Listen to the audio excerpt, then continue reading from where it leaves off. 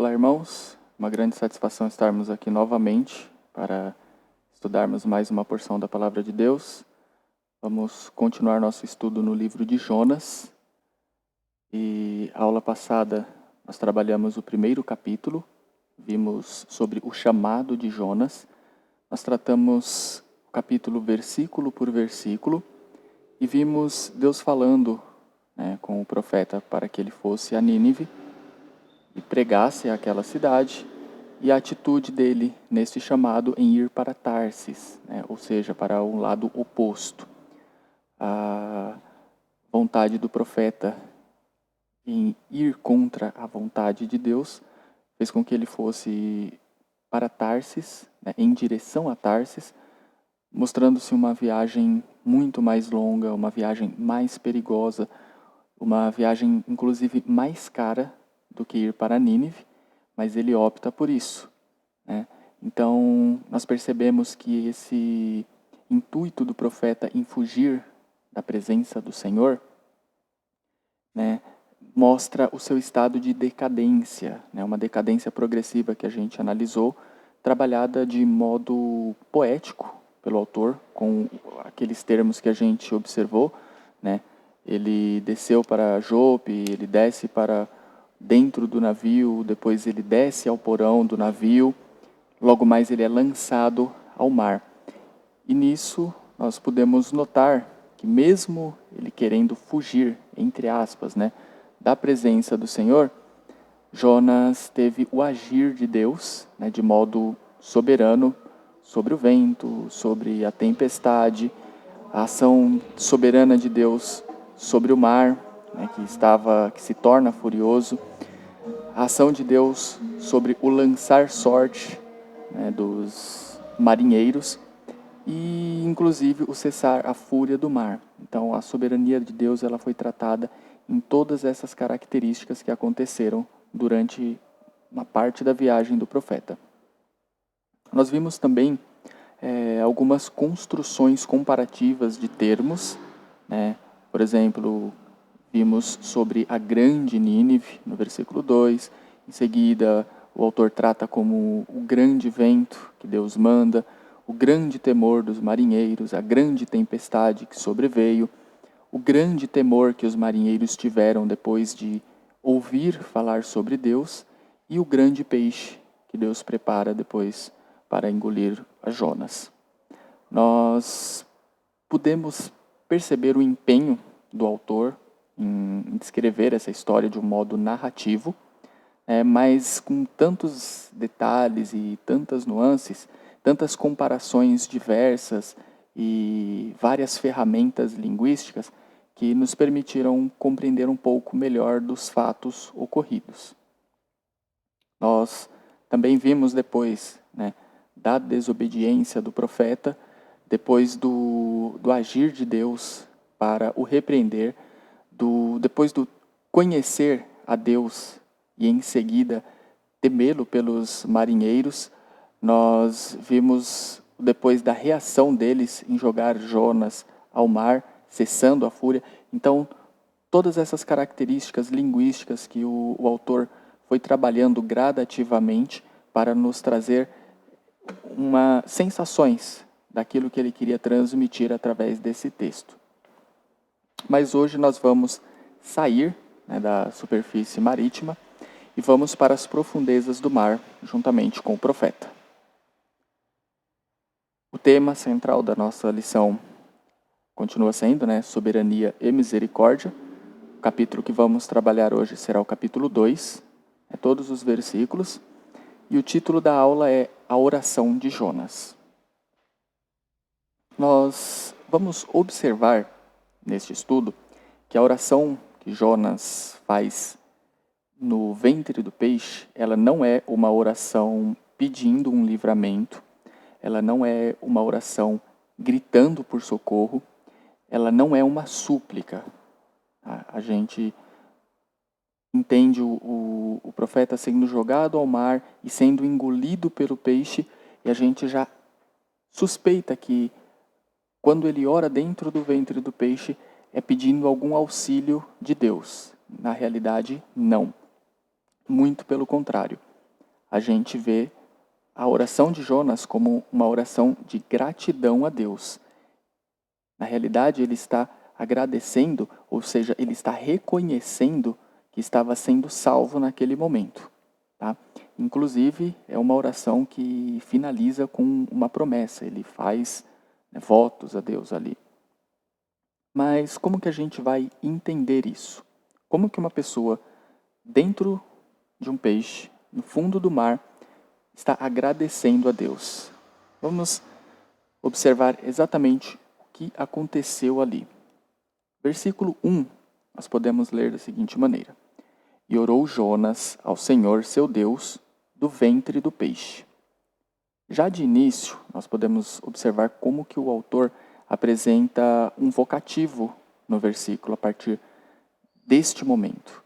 É como se estivéssemos tendo uma mudança, de fato, uma mudança na história da vida do profeta.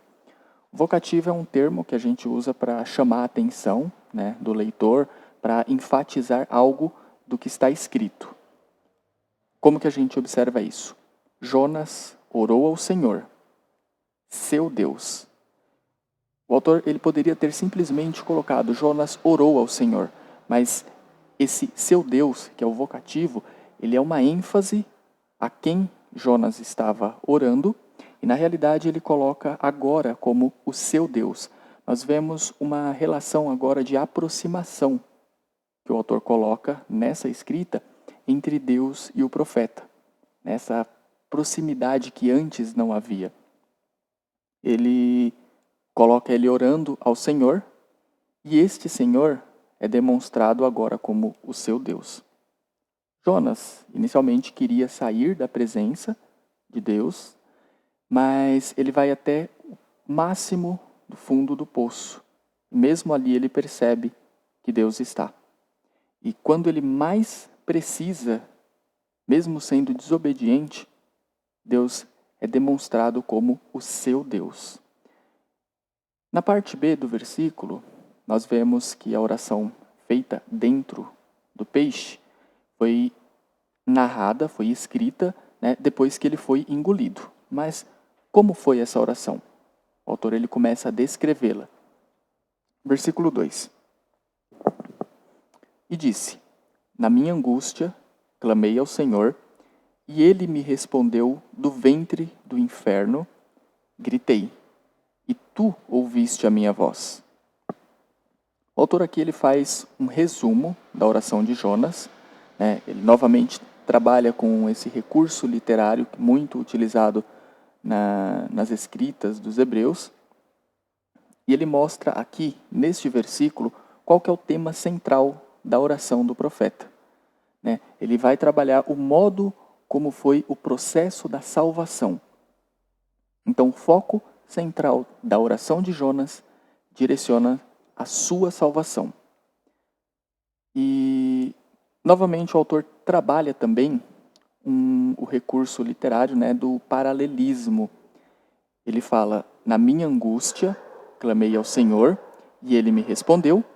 Paralelamente, nós temos do ventre do inferno se relacionando ao na minha angústia, o gritei se relacionando ao clamei ao Senhor, e tu ouviste a minha voz, com ele me respondeu. Então nós temos duas orações completas, mas que são trabalhadas de modo paralelo, cada uma se relacionando com um trecho da outra. E se nós percebermos a descrição que o autor faz durante este capítulo, nós vamos perceber que o clamor que o profeta faz, ele acontece do fundo do mar. Nós vamos tentar entender que há duas situações aqui. No versículo 1, ele está no ventre do peixe, e no versículo 2, ele está no ventre do abismo. O ventre do peixe é tratado como a salvação de Jonas, o modo e onde ele estava sendo salvo. E o ventre do abismo, na realidade, é de onde ele foi salvo. Então nós temos um clamor a Deus do ventre do abismo, o momento em que Jonas é lançado ao fundo do mar, ali, ele chegando ao fundo do mar, ele clama a Deus. E aqui o autor vai trabalhar esse momento em que ele está clamando a Deus, através da oração de Jonas, mas quando ele é engolido pelo peixe, ele vê isso como a salvação que ele teria. Ele não iria morrer, porque era essa a sensação que ele estava tendo, indo para o fundo do mar, e o peixe foi a sua salvação. Então nós temos um clamor e nós temos a oração. Nós precisamos separar um do outro. Tá? O clamor, ele não é descrito como que foi, como que aconteceu. Ele é dito apenas, clamei ao Senhor, gritei. E isso mostra evidente que é um pedido de socorro, né? Porque o que seria esse clamar? É você suplicar, é você implorar, é você gritar, é você exclamar. Então, há diferença entre o momento de desespero do profeta no fundo do mar e o momento em que ele ora. Então, a sua súplica, ela é feita no fundo do mar. E a oração que ele faz, que é a descrita neste capítulo 2, que nós já iniciamos o estudo, ela vai ser observada, porque ela vai ser descrita, a oração, que é uma oração de gratidão. Mas tem algo também muito importante que eu gostaria de salientar, que é o uso corrente nessa oração que Jonas faz, já dentro do ventre do peixe, com o uso de salmos. Ele não trata, né, uma oração simplesmente construída a partir da sua mente. Toda a oração que ele faz, ela é baseada nos salmos, tá? Não é nada espontâneo.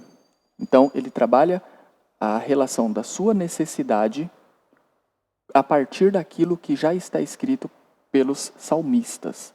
Tá? É como se a oração que ele faz, ela passasse a ser construída sob o modo mais ideal de se falar com Deus. Porque ele está usando aquilo que Deus inspirou, né, os seus servos a escreverem. Então, Deus inspira servos a escreverem os salmos, e Jonas, na sua necessidade, ele utiliza dessas palavras inspiradas para fazer a sua oração. Por exemplo, o trecho, na minha angústia, clamei ao Senhor, do versículo, né, ele está basicamente citando o Salmo 18:6. A minha angústia invoquei ao Senhor e clamei ao meu Deus. Então toda a oração vai sendo construída utilizando trechos dos Salmos. Tá? E Jonas ele se utiliza desses trechos inspirados pelo próprio Deus para se comunicar e agradecer a Ele. Já no versículo 3, né, ele se inicia até com uma conjunção explicativa, né, que em algumas traduções é colocada como o porquê ou o pois, porque ele vai agora explicar, ele vai demonstrar o motivo, né, o porquê que o profeta havia clamado a Deus. Versículo 3. Porque tu me lançaste no profundo, no coração dos mares, e a corrente das águas me cercou. Todas as tuas ondas e as tuas vagas têm passado por cima de mim. O tu me lançaste, na realidade, era uma ação que os marinheiros fizeram, né? Quem lança Jonas ao mar são os marinheiros, mas aqui o profeta ele reconhece que a ação dos marinheiros ela foi através do próprio Deus. Então ele coloca, tu me lançaste. Ele não vê como os marinheiros que lançaram ele ao mar, mas ele vê como a ação de Deus lançando o próprio Jonas ao mar.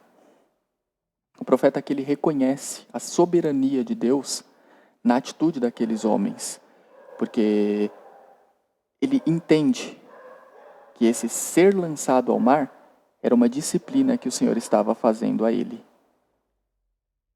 O profundo, que é tratado no versículo, né,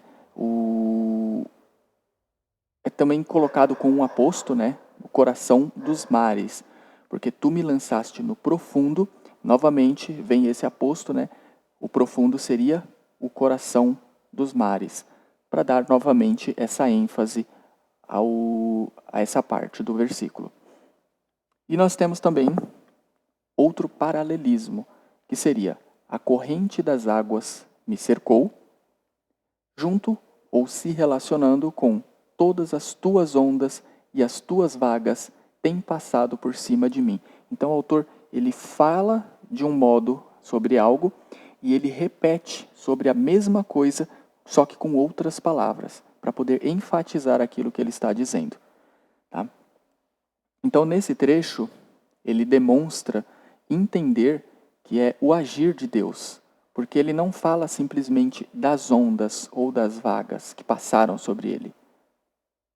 Perceba como o autor coloca agora o entendimento do profeta como as tuas ondas, as tuas vagas. Ele já inicia vendo que tu me lançaste no fundo do mar, é a ação de Deus. As tuas ondas e as tuas vagas me cobriram. Então, novamente, ele reconhecendo aí a soberania de Deus na ação do homem e na própria natureza. Só para a gente ter uma informação, né?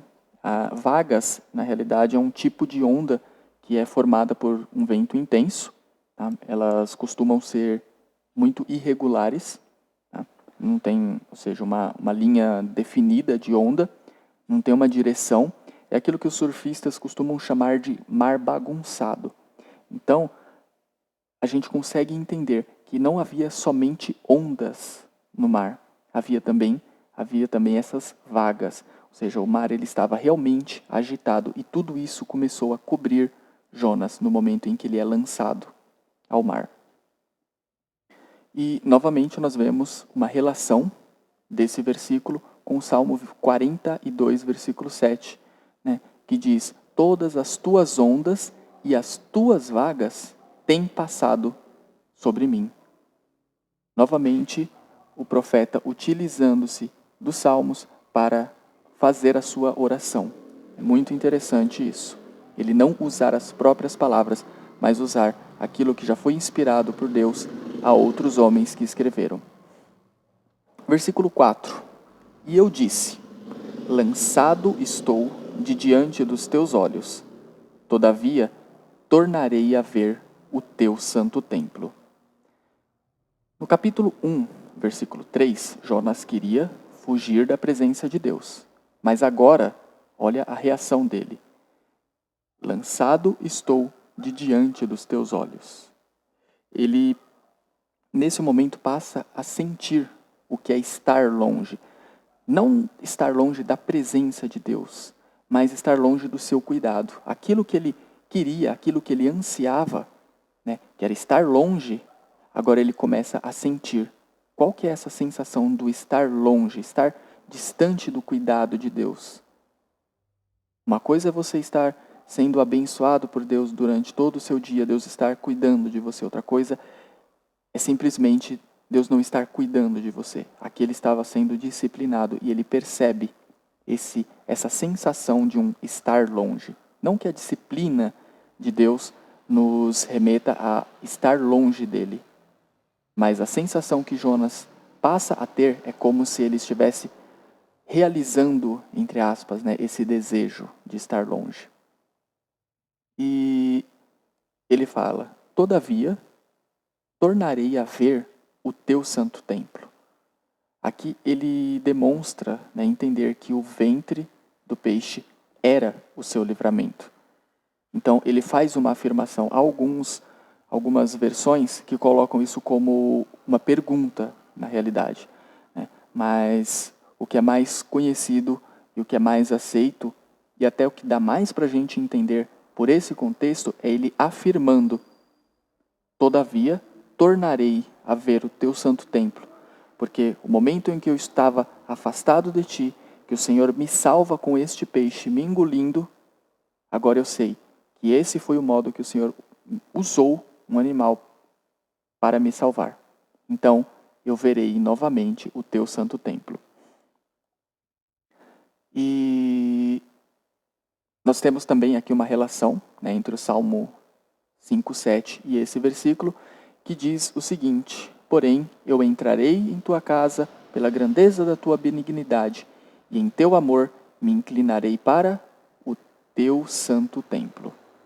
Então, novamente, a gente percebe ele citando os salmos em sua oração. Versículo 5. As águas me cercaram até a alma, o abismo me rodeou, e as algas se enrolaram na minha cabeça. O autor aqui ele continua descrevendo, o processo de descida, de modo progressivo. Então ele cita: as águas me cercaram até a alma, o momento em que ele cai. O momento que ele começa a afundar, o abismo me rodeou.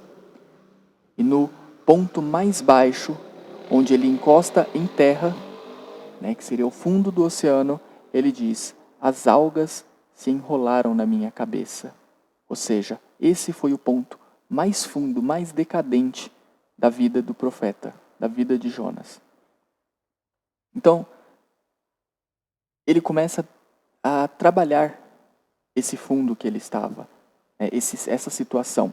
No versículo 6 ele fala: eu desci até os fundamentos dos montes. A terra me encerrou para sempre com os seus ferrolhos, mas tu fizeste subir a minha vida da perdição, ó Senhor meu Deus. Essa descrição de descida até o ponto mais baixo também é vista como desci até os fundamentos dos montes, ou seja, a parte mais baixa dos montes, aquilo que já estava encoberto pelos mares. A terra me encerrou para sempre com seus ferrolhos.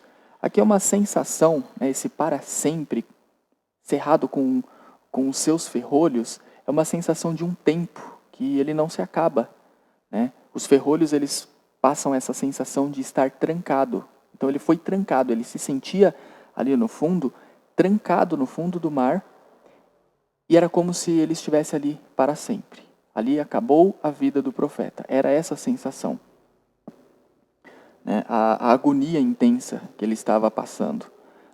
E ainda no versículo 6, mas tu fizeste subir a minha vida da perdição, ó Senhor meu Deus.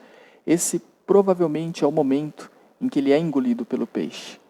Eu estou aqui no fundo, no mais profundo do abismo, as algas sobre mim, mas tu fizeste subir a minha vida da perdição. Provavelmente esse é o momento em que o peixe o engole e começa o seu processo de ascensão para a superfície marítima.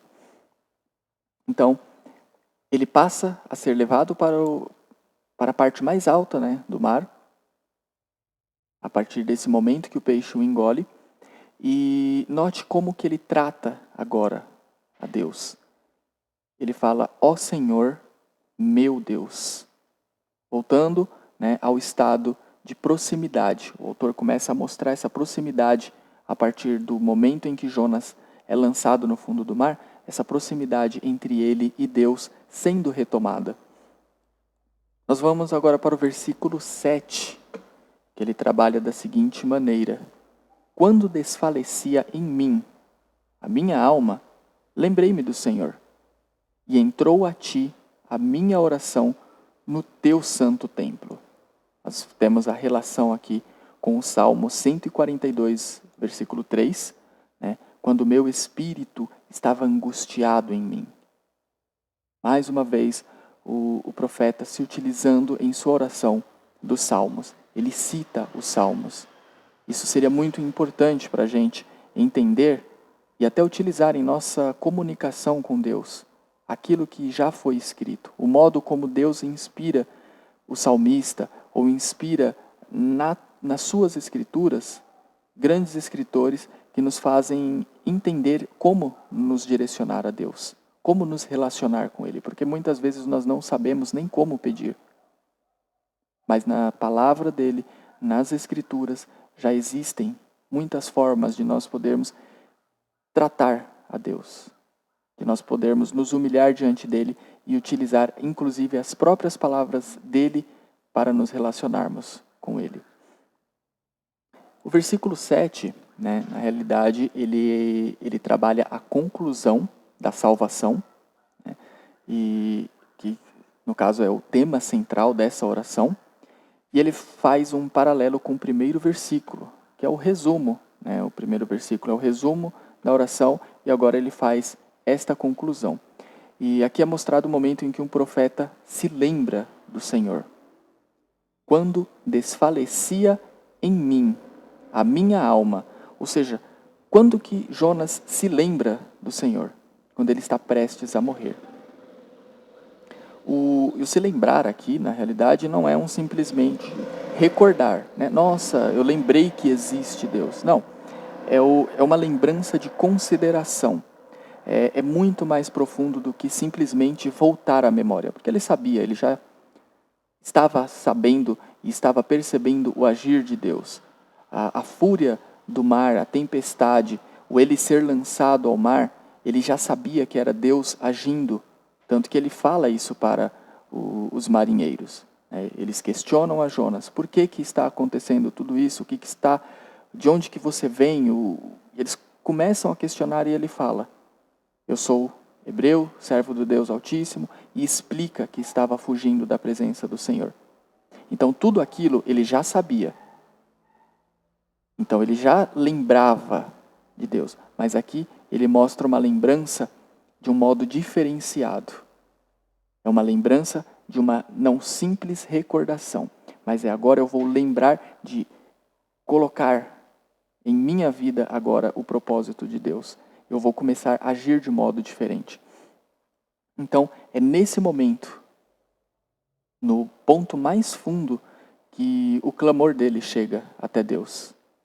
Porque ele fala, e entrou a ti a minha oração no teu santo templo. Novamente uma relação, né, com o Salmo 18, versículo 6, que diz, né, na angústia invoquei ao Senhor e clamei ao meu Deus. Desde o seu templo ouviu a minha voz e aos seus ouvidos chegou o meu clamor perante a sua face. Mais uma vez, uma relação do profeta com o Salmo. Mas é interessante que é o ponto mais baixo da vida de Jonas, do seu ministério, que ele passa a se lembrar, que ele passa a considerar a existência de Deus na sua vida. Será que nós muitas vezes estamos deixando chegar a esse ponto em nossa vida para nos lembrarmos de Deus? Para nos tornarmos a Ele? Será que nós só vamos clamar a Deus porque ele já havia sido impelido pelo próprio capitão do navio? Clama ao teu Deus. E se percebermos no capítulo anterior, ele não clama a Deus. Ele é lançado ao fundo do mar. Ele cai ali e ele não clama a Deus. O único momento em que ele passa a clamar, que ele passa a ter essa consideração, é quando ele está no ponto mais baixo. A nossa vida ela não precisa chegar a esse ponto para nós olharmos novamente para Deus e clamarmos a Ele, e pedirmos por socorro. Só que se já estamos nesse ponto, nós vamos perceber qual que é a reação de Deus, porque Deus atende Jonas. Então, independentemente da situação em que estivermos, se nós estamos no início de decadência ou se nós estamos no ponto mais baixo, Deus ele vai nos ouvir. E nós percebemos, né, durante toda essa construção, que Deus ele está ativo em relação a Jonas. Né? Mas só nesse momento que Jonas se torna para Deus, que Deus age em favor dele. E esse versículo, ele finaliza o processo e demonstra o estado, né, e o momento da salvação. Então, só para a gente conseguir entender. Ele é lançado ao mar, ele começa a afundar, quando ele chega no ponto mais fundo, que ele clama ao Senhor. Nesse momento que ele clama ao Senhor, ele é atendido, aí sim, Deus manda o peixe que o engole. Quando o peixe o engole, Jonas faz essa oração que a gente acabou de ler. E a gente percebe que essa oração realmente é uma oração de gratidão, porque ele descreve o que aconteceu e ele agradece a Deus. Nós vemos também aqui no versículo 8 o momento de reconhecimento do seu erro. Porque ele diz assim: os que se entregam à idolatria vã abandonam aquele que lhes é misericordioso. É um momento de reconhecimento, né? E o próprio Jonas ele se coloca como um idólatra. Olha que interessante isso. Ele percebe, né, que a idolatria que ele tinha era uma coisa vã. Mas como assim, idolatria? Ele era um profeta, ele era hebreu, ele servia a Deus, ele não tinha ídolos na sua vida.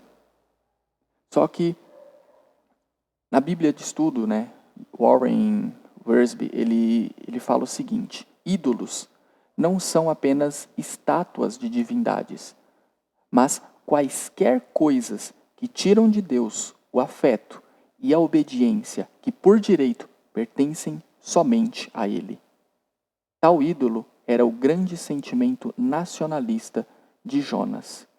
Então, o fato de Jonas olhar para Nínive e não querer a salvação daquele povo, ele começa a colocar em detrimento à vontade de Deus o seu nacionalismo. Somente o povo de Israel que deve ser salvo. Ele tinha muito isso. Ele tinha sido profeta que havia profetizado sobre o retorno, né, sobre um momento de restauração de Israel. E agora ele tendo que pregar a uma nação inimiga, que estava também no seu momento de decadência, provavelmente no seu auge de decadência, porque isso incomoda a Deus. E uma nação inimiga sendo trabalhada por Deus com a possibilidade de realmente ser salva por Ele, poderia se tornar forte novamente e se voltar novamente contra o povo de Israel. Esse era o medo dele. Então, quando ele começa a substituir o plano de Deus por aquilo que ele gosta, ele coloca isso como uma idolatria. Mas não simples idolatria, ele coloca como uma idolatria vã. E ele vê que essa idolatria vã o afasta, ou afasta qualquer um de Deus. E como que ele vê Deus? Como um Deus misericordioso. Porque depois de toda essa teimosia do profeta, a gente percebe que Deus ainda tem misericórdia e cuida dele.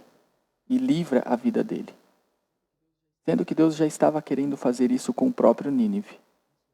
Isso é perceptível. Então nós vemos Jonas reconhecendo nesse versículo que Deus é misericordioso e que ele, Jonas, estava sendo falho, estava sendo idólatra, colocando acima de Deus a sua própria vontade. E depois de tanta dureza no coração, Jonas, ele é salvo. Versículo 9. Mas com a voz do agradecimento, eu te oferecerei sacrifício. O que votei pagarei. Ao Senhor pertence a salvação. Aqui nós vamos ver, né, o final. Ao Senhor pertence a salvação, né, se relacionando com o Salmo 3, versículo 8, a parte A, né, a salvação vem do Senhor. E vamos trabalhar também agora alguns trechos desse versículo. Com a voz de agradecimento. Mais uma vez aqui ele demonstrando, né, que era uma oração de gratidão que ele estava fazendo a Deus por estar sendo salvo no ventre do peixe. Não era, então, uma oração de pedido de socorro. Tá? O pedido de socorro dele foi o clamor, foi o grito, foi aquele ápice da necessidade. Então, ali ele clama ao Senhor. Mas o que a gente está trabalhando agora é essa gratidão. Dentro do ventre do peixe, um homem grato, no fundo do abismo. Depois que Jonas foi salvo, ele passa a ter uma mudança de atitude. Olha que interessante. Porque ele fala, eu te oferecerei sacrifício. O que votei, pagarei. Depois que Jonas é salvo, ele muda essa atitude. A gente percebe que Jonas tinha um compromisso com Deus, né? Ele era um profeta, ele tinha a missão de levar a mensagem de Deus e ele havia quebrado esse possível voto de profeta diante de Deus. Porque ele não estava querendo ser um mensageiro. Mas nesse momento ele fala que o voto que ele votou a Deus, ele pagaria. Há aqui também uma coisa muito interessante, que é um paralelo com a salvação dos marinheiros. No capítulo 1, versículo 16, olha como que a gente percebe isso. Porque depois que lançaram Jonas ao mar, e ele cessou sua fúria, então temeram, pois, estes homens em extremo ao Senhor. Então, depois deste momento, depois de conhecer a Deus e temer a Ele, ofereceram sacrifícios ao Senhor e fizeram votos. Nós vemos, então,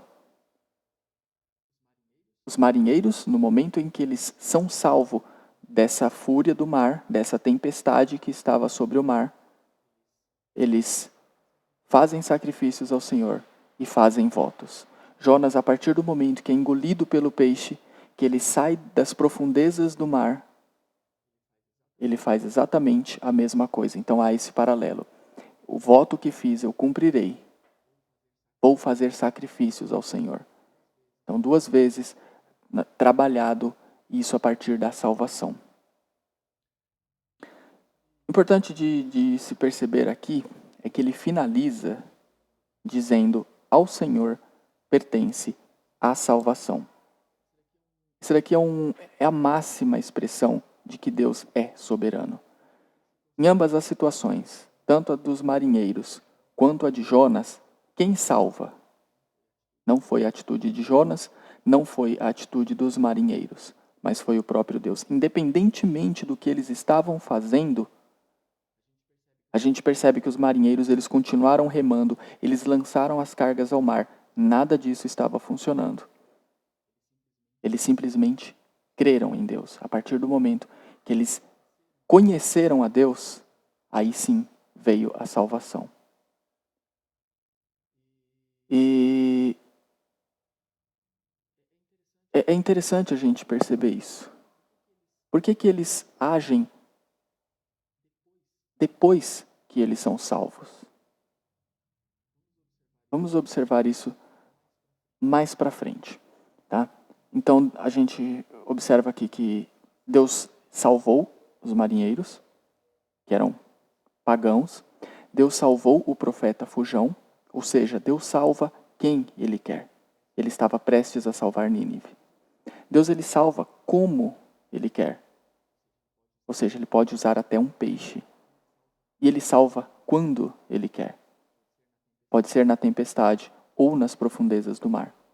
Então nós vemos Jonas falando: a salvação pertence ao Senhor. Ela não vai depender de um esforço humano.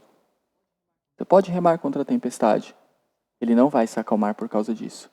Você pode pedir para ser lançado no fundo do mar, para fugir das suas responsabilidades. Mas nada disso vai ser suficiente para você ser salvo. Aqui o texto demonstra que a salvação ela não deriva dos esforços humanos. Ou seja, as nossas boas atitudes, elas não devem ser feitas para que sejamos salvos. Eles fazem sacrifícios, eles fazem votos, eles oferecem sacrifícios e fazem votos depois que eles são salvos. Como que a gente pode refletir em relação a isso? Eu devo fazer algo para eu ser salvo? Ou eu devo fazer algo porque eu fui salvo? A nossa mentalidade deve ser entendida desta forma. Eu vou fazer algo, eu vou fazer o correto, eu vou fazer o bem porque eu fui salvo. Porque imerecidamente eu fui salvo, eu vou fazer isso. Eu não vou fazer o bem, eu não vou agir do modo que Deus quer para eu ser salvo. A minha salvação ela não vai depender do meu esforço. A minha atitude deve ser porque fui salvo. A gente precisa aprender a cada dia isso. Não fazer para receber, mas fazer porque recebemos de Deus. E a nossa salvação ela tem que ser reconhecida como suficiente para nós agirmos do modo correto. Se nós olhamos e falamos, tá, mas eu preciso fazer para Deus me abençoar, a gente está pensando de modo errado. A gente tem que olhar e falar, poxa vida, eu estou com vida, eu estou com saúde, eu estou com paz no coração, eu passo por problemas, mas Deus tem estado comigo. Eu sou uma pessoa que conheço a Deus, eu sou salvo. Isso já é o suficiente para que as suas atitudes sejam boas, para que as suas atitudes sejam de oferecer sacrifícios ao Senhor, de agradecer a Ele, de reconhecer a sua grandeza, de você fazer os seus votos a Deus, assim como Jonas fez, assim como os marinheiros fizeram. Versículo 10. Falou, pois, o Senhor ao peixe, e este vomitou a Jonas na terra. Novamente, nós vemos o tema central deste estudo, que é soberania de Deus, em Ele falar ao peixe e o peixe obedecer, mas agora nós conseguimos entender um pouquinho mais da misericórdia de Deus, porque um homem que tanto fugiu conscientemente da presença de Deus, um profeta que preferia morrer do que ver Nínive sendo salva, um profeta que quebra a sua responsabilidade de levar a mensagem de Deus para uma outra nação, ele passa a ser salvo no último momento da sua vida. No momento em que ele clama ao Senhor, prestes a dar o seu último suspiro, a misericórdia de Deus é demonstrada ali. A misericórdia de Deus é tratada juntamente com a sua soberania, em ele pegar o grande peixe, tragar a Jonas e trazê-lo de volta. Jonas não precisou nenhum esforço. Ele simplesmente foi tragado e foi levado novamente à superfície marítima e foi lançado pelo peixe em terra. Jonas aqui ele volta à estaca zero. Ele volta ao seu ponto inicial. Mas agora ele vai ter que cumprir o seu ministério. Para a gente finalizar, eu gostaria de fazer uma breve análise de um ponto que a gente já trabalhou na aula passada, né, que é a comparação em grau superlativo que o próprio Cristo fez de si mesmo em relação a Jonas. Apesar de ser uma comparação pontual, nós podemos perceber algumas nuances nessa comparação, inclusive na vida de Jonas. Porque enquanto Jonas ele descia no seu ministério por causa da desobediência, Jesus, ele em seu ministério, desceu por obediência ao Pai. Enquanto Jonas, ele não queria pregar em Nínive, o próprio Cristo conversou com mulher samaritana, conversou com leprosos, conversou com doentes, com os pecadores. Enquanto Jonas, ele não clamava a Deus durante a tempestade, o próprio Cristo, na sua agonia, ou seja, na sua tempestade, ele subiu ao monte para orar. Enquanto Jonas passa a ir ao seu ponto mais baixo do ministério, né? Ele vai para as profundezas do abismo. Jesus ele está no auge do seu ministério, mas ele está pregado numa cruz. E nessa situação, do ponto mais baixo do ministério de Jonas, é interessante que ele clama ao Senhor e ele percebe que o Senhor o ouve. Só que o mesmo ele não aconteceu com o Cristo. Porque neste momento em que ele está com os braços abertos e pregado na cruz, ele percebe que ele havia sido desamparado pelo Pai. A resposta de Deus a Jonas resulta em o profeta 3 dias e 3 noites no ventre de um grande peixe. E o silêncio que Deus tinha em relação a Jesus resulta em 3 dias e 3 noites do seu filho no seio da terra. Mas o interessante de tudo isso é que Jonas, mesmo desobediente, foi atendido por Deus e agora estava prestes a cumprir a vontade do Pai, enquanto que Cristo, obediente até a morte, e morte de cruz, também agora vai e cumpre a vontade do Pai, que era o seu Filho morrer pelo pecado de nós. Nisso nós vemos um Deus misericordioso com o homem e um Deus soberano em seu Filho. E a comparação que Cristo faz, ele só nos mostra essa diferença entre o profeta humano e falho e ele sendo filho de Deus, um homem puro e santo.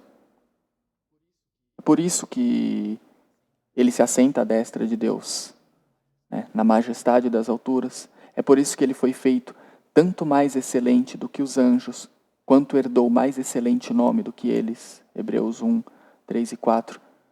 E é por isso que o seu trono subsiste pelos séculos dos séculos. Hebreus 1, 8.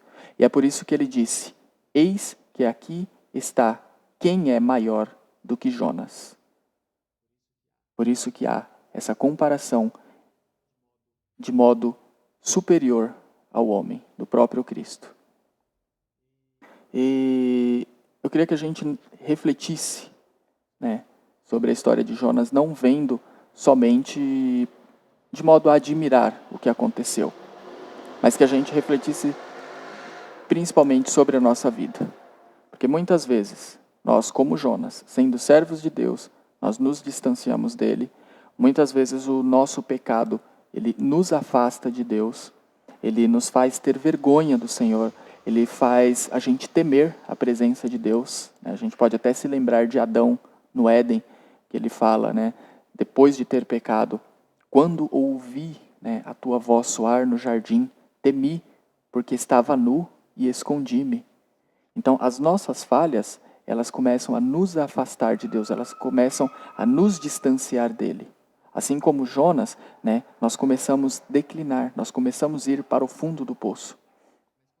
Mas quando nós entendemos que as nossas falhas, elas devem ser levadas em consideração e elas devem ser mudadas, as nossas atitudes devem ser outras a partir do momento que a gente passa a refletir, nós podemos ter a certeza que Deus, ele é fiel e justo para perdoar os nossos pecados e nos purificar de toda injustiça. 1 João 1,9. Então, Deus, ele é um Deus soberano, mas em toda a sua glória, majestade e poder, ele também é um Deus misericordioso. Por quê? Porque ele conhece a nossa estrutura e ele lembra-se de que somos pó. E por mais que nós estejamos no fundo do abismo, nós podemos clamar, mas clamar com o coração, e ele pode nos ouvir, ele pode nos atender, ele pode até nos enviar um grande peixe para nos tragar e nos trazer de volta à terra. Então, que nós possamos ser gratos a Deus, mesmo dentro do ventre do peixe. Nós possamos entender que muitas vezes a nossa salvação, o nosso livramento não está já em terra seca. Jonas estava nas entranhas de um peixe, estava saindo do fundo do abismo, não estava num local cômodo, mas ele, nesse momento, ele reconhece que ali já estava sendo salvo, que ali ele tornaria a ver o templo do Senhor. Ali ele agradece a Deus, ali ele faz votos para cumprir, ele fala que vai fazer os seus sacrifícios. Então, mesmo na nossa dificuldade, que a gente possa entender que nessa dificuldade nós podemos já estar sendo salvos, nós podemos estar já dentro do ventre do peixe. Que nós possamos aplicar mais uma vez essa lição em nossas vidas e entender a palavra de Deus a cada instante. Agradeço a atenção dos irmãos e tenham um bom dia.